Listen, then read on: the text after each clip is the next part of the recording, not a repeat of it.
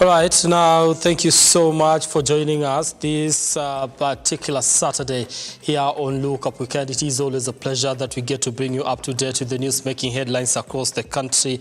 We do not take that for granted. My name is Brian Amwai. Sign language interpreter tonight is Veronica Awor. And just a reminder that you can be part of the bulletin by engaging us on our socials. That is at Amwai Brian on Twitter, at Lookuptv.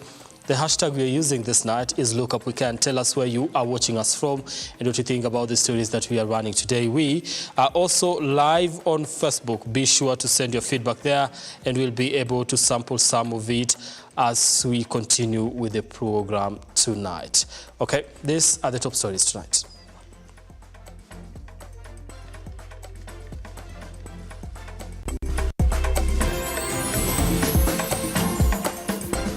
President William Ruto pleads with Azimio leader Raila Odinga to stop the anti-government protests and support his administration. Mimi nilikusupport nikakufanyia campaign. Mimi nimewahi kukupigia kura. Mimi nimewahi kukushikilia. Sasa bwana Agwambo, kwa ile tu heshima ya binadamu, wewe utanipigia kura lini? Kenyans to pay much more for electricity as April announces new prices. On Bonaman tonight, we take you through the recovery journey of a man who was sexually abused in the 2007 post-election violence.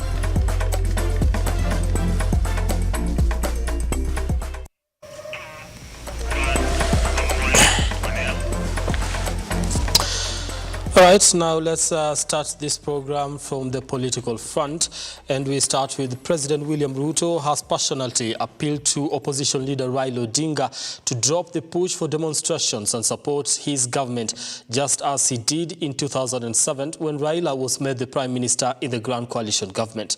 Now, the head of state and his entourage have additionally implored Odinga to respect the choice of leaders Kenyans elected in the last presidential polls to allow the country to focus on economic development. Our reporter Henry Tende now reports. On the third day of his visit to the South Nyanza, President William Ruto and his team held a meeting with the region's leaders and residents of Riri constituency, with Migori Governor Ochilo Ayako conspicuously absent. President Ruto, who has openly disapproved of the demonstrations as called by Azimio leader Raila Odinga, today adopted a rather conciliatory tone, appealing to Odinga to drop his call for mass action and instead return the favor and support his government, just the way he did when Odinga assumed the role of Prime Minister in the Grand Coalition government. I personally respect Raila Odinga very much. We have worked with him. Me and Ruto and others here. We have all campaigned for him. We have voted for him. But sometimes life is like that. Now we want to stand with him, and we would also like him to stand with us so that we can build this country. Sasa mimi nataka niulize bwana Agwambo. Mimi nilikusupport nikakufanyia campaign. Mimi nimewahi kukupigia kura. Mimi nimewahi kukushikilia.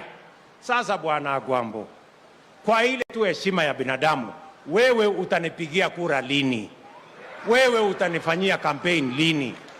Mbona unanifanyia maandamano? Ama namna gani? Si hata yeye anipigie kura siku moja jameni. Mimi naona miaka yake imesonga sana. Sasa miaka imesonga na hajanipigia kura. Sasa atanipigia kura lini? Aturudishe mkono ama namna gani? Kwani kurudisha mkono iko makosa? Bana. Agwambo lazima arudishe mkono. Mimi nilihangaika sana juu yake. The head of state and his team have also urged the former premier to respect the outcome of the August 9th presidential poll so that the government can embark on the country's development. You cannot reverse anything now. No matter how many times you go to the streets or you go to the shop, you cannot reverse the fact that elections were held in August 2022. Kenyans voted. The international community was here. The results, our institutions have been tested. IBC was tested. The Supreme Court was tested. Ladies and gentlemen, we cannot reverse. Sasa kama ni mpango, watu wajipange for 2027. That is the logical thing to do. Sasa ile nafasi imebaki ni sisi kama viongozi tutimize sehemu yetu kwa kupanga vile maisha ya wananchi itabadilika. Si ni kweli? Sasa sio nafasi tena ya kupanga mambo ya viongozi. Mambo ya viongozi ilimalizika pale kwa uchaguzi. President Ruto has rallied the region behind his leadership, even in the face of the residents' unrivaled support for Raila Odinga. Mimi sitaruhusu sehemu yoyote ya Kenya kufungiwa nje kwa maendeleo ya taifa letu la Kenya.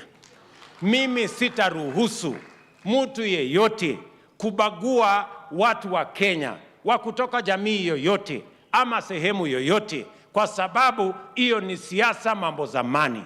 Henry Tende, Lookuptv.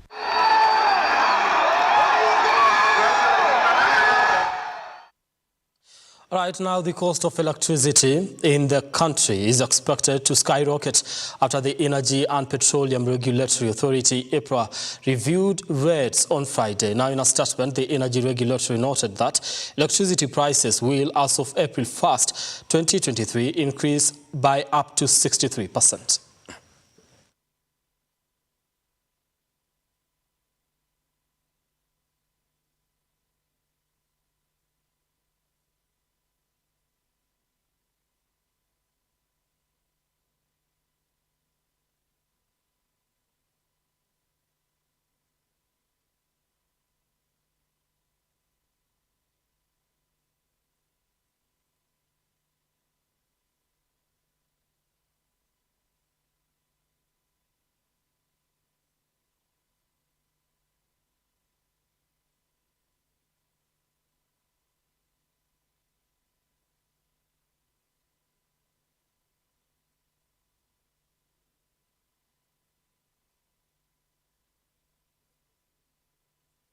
Critics are now questioning, did the DCI had a hidden agenda with regards to undermining Azimio la Umoja mass action from the publication of fake images?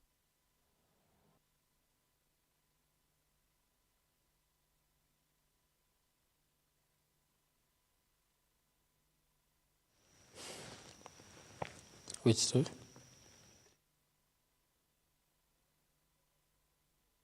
DCI has penned down an apology message to the public for the mix-up of images on Thursday's communication, which was meant to appeal for information regarding the whereabouts of criminal suspects involved in Monday's protest. Now, the DCI now says that Kenyans online, through the Fichua kwa DCI platform, misled them by sending images of past events. Just hours after the Mohammed Amin-led investigative arm called on individuals whose photos were shared on the DCI Twitter account to surrender at their headquarters, the DCI has issued a public apology following an expose by media outlets of the use of photos that date back to 2015, claiming to have been taken during the Monday Azimio demos. The agency claims that the mix-up was from bulky information received through their online hashtag Fichua kwa DCI. Some of the photos published by the DCI are said to have been taken in 2018, while others were not even taken in the country. One of the photos that has made rounds online shows a man returning a launched tear gas to police officers. This photo was taken on the 5th of May 2017 in Kibera slums. Critics are now questioning, did the DCI had a hidden agenda with regards to undermining Azimio la Umoja mass action from the publication of fake images?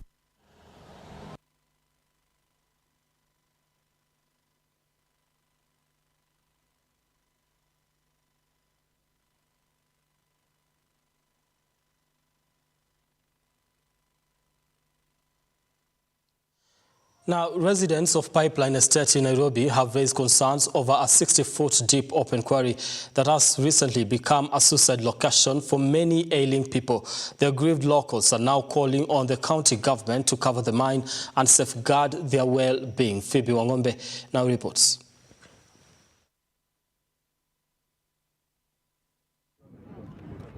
Days after a man committed suicide in this open quarry mine in Pipeline, Nairobi, locals now want the county government to swing into action and conceal it. According to residents here, the over 60-foot deep pit, which is covered with water and floating grass, has claimed many lives with numerous suicide cases reported over the years. Kitu ningeomba tu kava itusaidie hii shimo inachukua watu wengi sana. So kuna venye wanaweza fanya hii shimo ikue ifenziwe. The recent victim, Francis Waweru, a 34-year-old dad, is reported to have jumped into the quarry after dropping off his kids at school. The family is now appealing to the local government to help them locate his remains. Nilipofika kutoka jana tumekuwa hapa natafuta usaidizi. Kuna watu walisemekana waliingia lakini hawakumpata. Hata leo tu tunashughulika, tukipata tu mtu mwenye anaweza tutolea angalau tuone mwili yake, maana mke wake na watoto wako katika hali mbaya, wamelia sana, wako na uchungu. Sisi tunaomba tu usaidizi vile mwili yake inaweza patikana, na tutashukuru sana. And in Isli, a middle-aged man died after being electrocuted while drilling a borehole beneath an electricity wayleave. In the incident, 3 other people were injured and taken to hospital, where they are receiving treatment. Many building owners in Isli are said to be drilling boreholes beside the electricity line, endangering the lives of casual laborers who are compelled to work without protective gear. Kulingana vile gari imecheza, kumbe kuna waya imepita hii stima iko juu, imekuza waya. Alikuwa jamaa wawili, huyu alikuwa ameshikilia, huyu alikuwa operator. Sasa hiyo stima imemrusha na akaanguka. Sasa mwenye alikuwa amemshikilia pia akaanguka kidogo, but tukampeleka hapo ndani kwa hiyo chemistry akapata first aid na tukakuja kushughulikia kurutu kwa huyu, kumbe ameshatete ameenda.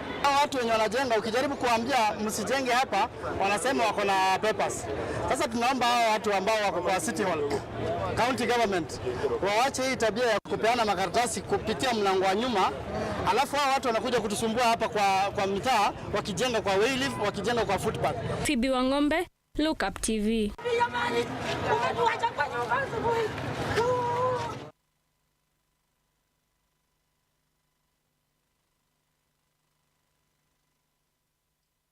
Now, stakeholders in the tourism sector are calling on the government to reopen the famous George in Hell's Gate National Park in Naivasha.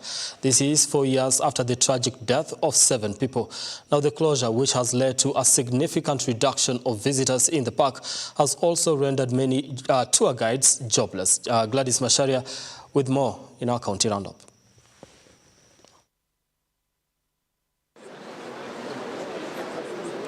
In September 2019, a family of 6 and a tour guide died at the Hell's Gate National Park after they were swept by flash floods while on an excursion. Since then, KWS moved in swiftly and closed the gorge as they sought to introduce new safety measures till date. However, the tourist attraction site is yet to be reopened. According to the chairman of Nakuru County Tourism Association, David Mwangi, the gorge was one of the most popular sites in the country, with 75% of the revenue for the park coming from the site. We have other supporting sectors that are really core and critical to tourism.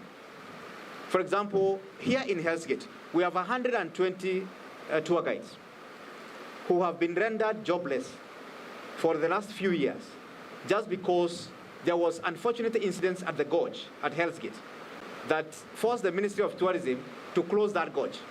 75% of livelihood of Hell's Gate depends on that gorge. And that was a misfortune.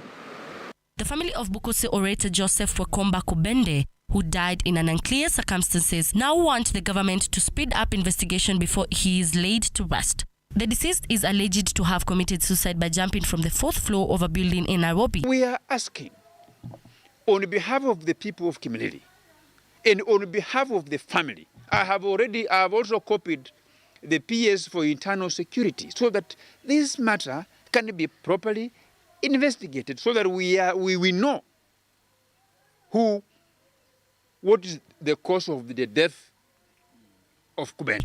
Turkana County Motorists Union has strongly condemned the regular raids on the main road from Lodwar to Kitale, led by the chairman Ronald Emuria. The group noted that most drivers and passengers have been killed numerous times in the past by poachers who are believed to be from the neighboring West Pokot County. Ni kama wamefail. Hakuna kazi wanafanya. Ile ya ukweli. Walisema wanakuja operation watatusaidia, wale watu wanapigwa marisasi. Paka leo hakuna. Mimi sielewi, wiki ndiki alituma maaskari wake kukuja kukula nyama ama ni kukuja kuchunga watu. Yeah? Kindiki ni kama inamaanisha yeye kama ameshindwa na kazi Nairobi, akuje yeye mwenyewe akuje kwa hii barabara. Juu sasa barabara hao madriver wamekosea nini hao watu? Tunaomba commissioner na Kindiki na sisi taja president hapa ndani. Juu si alipea mtu kazi ya kufanya. Na kama huyo mtu ameshindwa na kazi, si atoke kwa hiyo kiti, president aweke mtu mwingine. Juu mambo ya security hizi hatuwezi nyamazia, hakuna kitu inafanyika. Hatuwezi bembelezana na president. President kama anasumbua na Raila, hiyo ni yake na Raila huko. Lakini barabara watu waache kuliwa. Atume mtu akuja tusaidie. Kindiki aende nyumbani kama ameshindwa na kazi. They have vowed to march from Lodwar to Kitale and boycott all transport activities if the government don't put in place adequate strategies to protect drivers and passengers on the road. Gladys Masharia, Lookuptv.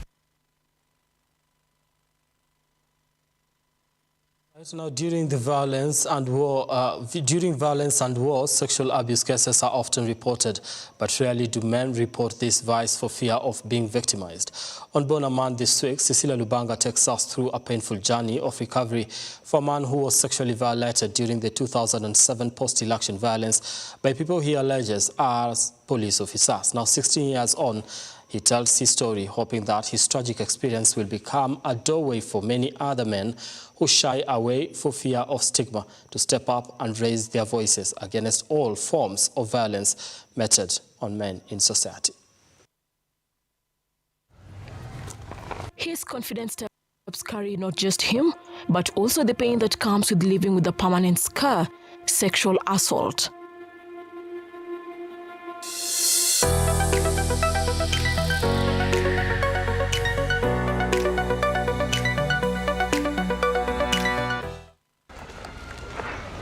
For Henry, not his actual name, to share this, it has taken him 16 years and immense courage to share his story with the world, something that he could probably regret due to the retrogressive culture of stigmatizing men who are victims of gender-based violence. Henry is a victim of sexual violence, a fate that met him during the 2007 post-election violence. A husband and a father, he lives with the scars and the pain of never finding justice to date. So niliona acha ninyamazie juu hiyo kitendo nifanyikie. Kilinifanyikia nikiishi na mabeste zangu. Sikuwa nimemari by then. So tangu nikuje ni overcome, nifanye hiyo tu mambo yangu, ipite hiyo time, nikaona nikuje ni marry na ni start over like a normal human being. Henry goes through each day in life with vivid memories of the day. He says the faces of the perpetrators live rent-free in his mind. Ilikuwa ni 2007, ndio watu wameshamaliza kupiga kura, violence zimeanza mtaa. Happen kulikuwa na game ya Manchester, tukaenda kuona game na mabeste zangu mahali. So kabla hata game ishe, ikifika masaa 5:30 usiku, ikakuwa mapolisi wameingia estate, wameanza kuwarasu watu, wana loot mali maduka zenye zimelalisha, unaona. Na hao mapolisi si wa area, au waliletwa na lori, wakatupa police station iko pale Kenyago. Wakaingizwa sasa ndani yetu, wakaanza kuingia ndani ya estate. So sisi venye tulikuwa huko tunaona ball, ikakuwa juu tumesikia kelele huku nje, mwenye hiyo video place akazima TV, ikakuwa kila mtu atafute safety yake. Juu polisi walikuwa wanaingia hivi, wanawachapa, kama uko na simu unalutiwa kila kitu. So happen juu mimi naishi kwa ghetto, mali naishi si ati ni mali concrete, ni mabati. So siku ingia kwa ploti hivi, au masansi walituona, wakatukimbiza. So venye walitukimbiza, ikabaki ile mlango unaweza ingia, unaingia kwa hiyo nyumba unafunga, wakiweza kuvunja mlango waingie ndani, ikakuwa ndio hivyo. So mali sisi tuliingia vijana wawili. Ile kaja tuliingia, si mali mimi naishi, niliingia nyumbani kama ya neighbor, cha nitatu ya neighbor, juu ilikuwa imefunguliwa. Kwa wamevaa hizi makofi, hizi kama za watchman wa G4S, wamjifunika, yani huwezi jua uso wa mtu. Not unless useme jina kama tag, which siko comfortable kuisema. Mtu juu hata nikisema, nimeisema na imeishi hapo, juu sijui namba ya huyu jamaa ya kazi. I only know the name, anaitwa Nelson. Ndio ilikuwa imeandikwa hapa. So sikuwa na face.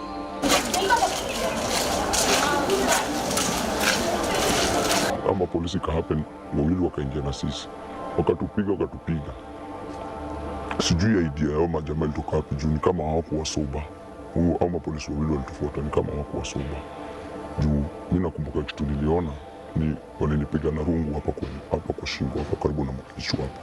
So nilikuwa unconscious, ni kama nilidunda, sikujijua. Venye niliamuka sorry to say this, mimi nilipata trouser yangu iko chini, pads zangu ziko chini. Nipeni kusema hivi, ni kama mimi peke yake ndo nilirepiwa, juu besti yangu alikuwa amenanishwa huko chini kitanda. To date, he has not found courage to speak about it even with his wife, since he fears the possibility of being victimized further by his closest partner. Ina take men kama sisi ndio vessels sana kwa perpetrators. Wasauta sisi tunaweza kuwa victims. Make case, make other people cases wenye wamesodemaiziwa. Society situbebe tu ati wanaume, ndio sisi lazima tuko perpetrators. But we can be perpetrators of our own evil. He has since sought assistance from well-wishers and like-minded forums to assist him overcome the trauma that has taken a toll on his mental health. Wangu Kanja Foundation tulikujaga nikakuja nikamit na survivors wengi wenye story zao ziko tu the same na yangu, hata kama hao mingi zao hawakufanywa na polisi, but wako sodomized in one way or another. So itabaki tuko mabeste, iko ni kama therapy, tupatiane moyo. Such is such as Kariobangi Social Center, a human rights-led organization within Kariobangi area that has gone an extra mile to remove majority of men from the silent statistics, as well as carry out community awareness forums geared towards nurturing an upright society. We have partnered with the international body, for example, International Justice Mission, where we normally, for them, because international organizations, they always support us in case maybe a police violates a human right. For example, that's what you have mentioned. So we normally get in touch with them and see on how the progress of the cases. We do a follow-up on cases, we document, and also give a referral in case maybe they need a lot of maybe other partners to engagement. This has, however, been hindered by a myriad of challenges, including inadequate financial support for such centers, a picture that needs no explanation, going by the pigsty state of the center. In this office, normally we share with the other maybe sportsmen. For example, as you have seen here, there's a boxing training. They normally train within this social hall. So a space has been a challenge also in terms of the documentation. We need some equipment that need to be, for example, the stationaries, which we normally lack. So sometimes you'll find us going to do maybe photocopy through the cyber printing some of the cases, which is against, you'll find is putting us at risk, as even also the survivor and also the person doing the documentary or doing a follow-up of the case. And then the second is about the finances, because most of our center members they are youths who have completed maybe high school, some have completed university. So you'll find that because they have passion within the community, so it's been a challenge even following up these cases. If, for example, you'll go and then you are being told you need a P3 form, which you have to go and then to be filled at Nairobi area, which has been a challenge to some of our members. So I think those are some of the areas, and also as a center we also have the challenge because there's also political interference within the community because we have been doing several accountability in terms of even the administration, even the political class. So sometimes they normally see the vertical, I can say vertical violence among the youths because of the nature and the cases we have been handling. Patia tu survivor support. Kubuild hata zile safe houses, unaona. Juu hizi cases ziko mingi na ni mingi zimenyamaziwa. Serikali ikakuja itenge tu kitu kama ati kuna mali ripoti kama yangu inaweza kuwa handled na ikuwa impacted, yani kuna impact kwa kutokana mimi niliripiwa na polisi. Polisi atachukuliwaje na polisi mwingine? Justice yangu utaipataje? Serikali kaza fanyia ugap. Tunaweza kuwa tumesaidika sana. Access to justice has been a challenge within the most informal settlement. Maybe if the perpetrator is maybe suspected to be a police officer, I know that's been a great challenge. But what we have done as a center, first of all, we have done creating awareness in terms of through community dialogue, through the baraza within the community. For example, in Kariobangi, every community dialogue we normally participate. We also do a partnership with other organizations. For example, Agukanja, where we have done several training. Also to the police officers who are manning gender desk officer within the police. Also as a Kariobangi Social Justice Center, we have 2 gender desk officers who normally run on cases of gender-based violence. And then apart from that, we have done a bit of online campaign advocacy in terms of stigmatization, because most of the men, even here in Kariobangi, you'll find most of the cases are not being reported due to the stigmatization. Hiyo trauma nilikuwa nayo, na nikiimagine polisi amenifanyia hivi, ni hata na sensi zangu nilikuja nikajiuliza, polisi ndio nilifanyia hivi, nitaenda kuripoti kwa nani? Kwa polisi tena? Hakuja niambie kama huna evidence na huna mtu mwenye alikufanyia hivi, naleta ripoti gani? Harry has since lost trust in the legal justice system, having been victimized by one of the law implementers. He hopes his story will save another man chained to the rhythm of social injustices. Cecilia Lubanga, Lookuptv.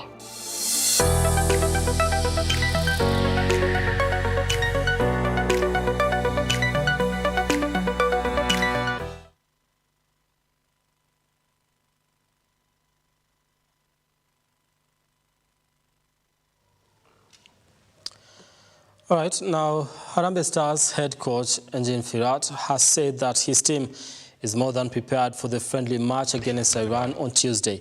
Now Harambee Stars held their last training session today ahead of Sunday's departure to Iran. A happy Firat added that he is focused on building a